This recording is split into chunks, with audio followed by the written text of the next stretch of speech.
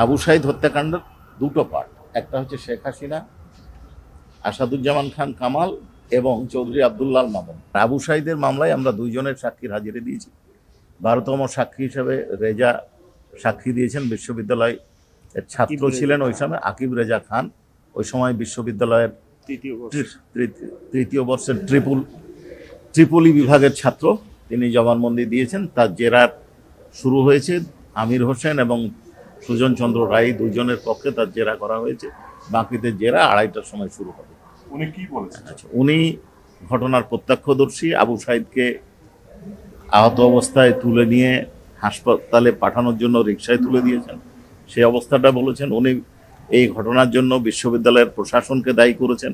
কয়েকজন শিক্ষক কর্মচারীর নাম বলেছেন, পুলিশ কর্মকর্তাদের নাম বলেছেন, যারা এই হত্যাকাণ্ড ঘটিয়েছে, যারা আবু সাইদকে আহত করেছে, লাঠিচার্জ করেছেন, যারা আবু সাইদকে গুলি করেছে, কারা বিশ্ববিদ্যালয়ের ভেতর থেকে ঢিল মেরেছেন এবং একজন শিক্ষক ঢিল মেরেছেন, কর্মকর্তারা ঢিল মেরেছেন, এটা বলেছেন।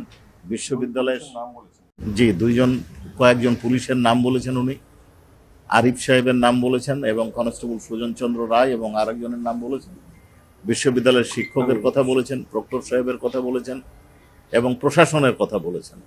এবং ওনার পরিষ্কার মত যে বিশ্ববিদ্যালয়ের প্রশাসনের নিষ্ক্রিয়তা, নীরবতা এবং বিশ্ববিদ্যালয়ের প্রশাসনের গাফলিতের কারণেই এই হত্যাকাণ্ড সংঘটিত হয়েছে।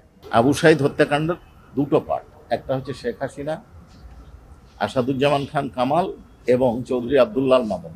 তার সাক্ষ্যটা কমপ্লিট হলে সেই সাক্ষীটা আমাদেরকে ট্যালি করতে হবে, ত্রুটি বিচ্যুতি দেখতে পাই। এছাড়াও আয়ো সাহেব অন্য দুটো মামলা ইনভেস্টিগেশনে ব্যস্ত ছিল।